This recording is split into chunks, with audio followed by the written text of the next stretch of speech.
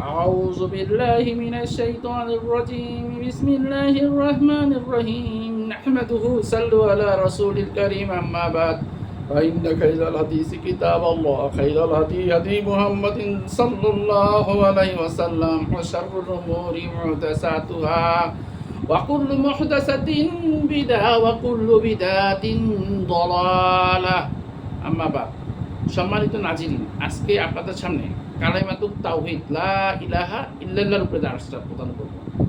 আজকে লা ইলাহা ইল্লাল্লাহর সংখ্যা প্রদান করব আমি আপনাদের কাছে। লা ইলাহা ইল্লাল্লাহর সংখ্যা কি? প্রথম সংখ্যা হচ্ছে অর্থ আল্লাহ ছাড়া ইবাদতের যোগ্য কোনো মাবুদ নাই, অর্থাৎ আল্লাহ ছাড়া ইবাদতের সত্য কোনো মাবুদ নাই, হক কোনো ইলাহা নাই। যত ইলাহা আছে আল্লাহ ব্যতীত, খ্রিস্টানদের ইলাহা বলেন, বৌদ্ধদের ইলাহা বলেন, হিন্দুদের ইলাহা বলেন, সকল ইলাহা বাতিল, একমাত্র আল্লাহ ইলাহা, আল্লাহ সৃষ্টি জগতের পালনকর্তা। রোকন, এখানে এক নম্বর রোকন হচ্ছে সকল মিথ্যা মাবুদকে অস্বীকার করা। সকল মিথ্যা মাবুদকে অস্বীকার করা বলতে বুঝাইছে হিন্দুদের মাবুদ, খ্রিস্টানদের মাবুদ, মুসলমান বৌদ্ধদের মাবুদ, এদেরকে অস্বীকার করা, এদেরকে অস্বীকার করতে হবে। আল্লাহ ছাড়া আল্লাহকে একমাত্র সত্য হক ইলাহা হিসাবে জানতে হবে। দ্বিতীয় রকম হচ্ছে আল্লাহর ইবাদত করা, নিঃশর্তভাবে আল্লাহর ইবাদত করতে হবে। আল্লাহর সাথে কাউকে শরীক করা যাবে, শারীরিকভাবে, মানসিকভাবে, সবভাবে, সকল সময় আল্লাহর ইবাদত করতে হবে। আচ্ছা, আর শর্ত, কালেমার শর্ত, কালেমার একটা শর্ত হচ্ছে জ্ঞান, একিন, ইখলাস, সত্যবাদিতা, ভালোবাসা, কবুল, আনুগত।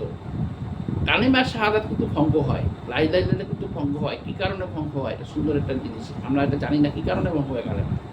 কালেমা ভঙ্গ করে বড় শিরিক করলে, বড় কুফর করলে, বড় নিফাকের সাথে জড়িত হইলে কালেমা ভঙ্গ হয়।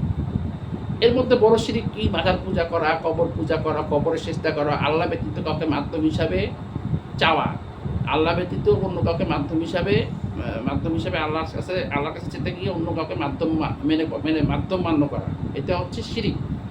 যেমন ধরেন আগের যুগে যে উতবা, সাহেবা, আবু জাহেল, আবুল আহাব, এনারা কিন্তু আল্লাহকে মাবুদ মানত, আল্লাহকে সৃষ্টিকর্তা মানত।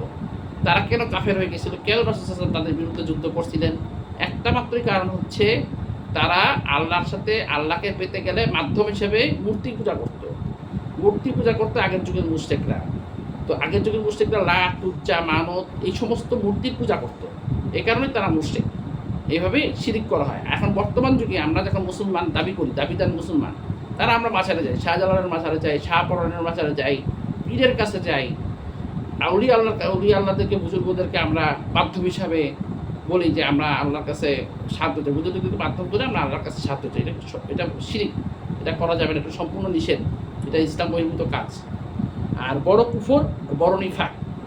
আচ্ছা, আরেকটা কথা হচ্ছে বিশ্বাস, কথা ও কাজ এবং সন্দেহ পোষণ করা, যে আমি ইসলাম ধর্ম মেনে নিছি, পরবর্তীতে আমি বিশ্বাস করছি, কথা এবং কাজ সন্দেহ পোষণ করা, মানে আমি সন্দেহ করছি আসলে কি আল্লাহ ছাড়া কোনো মাবুদ আছে, রাসূল কি আল্লাহর প্রেরিত রাসূল, এই ধরনের কথা মনে আসলে আমাদের ঈমান নষ্ট হয়ে যাবে। এই ধরনের কথা আমাদের মনের ভিতর জায়গা দেওয়া চলবে না।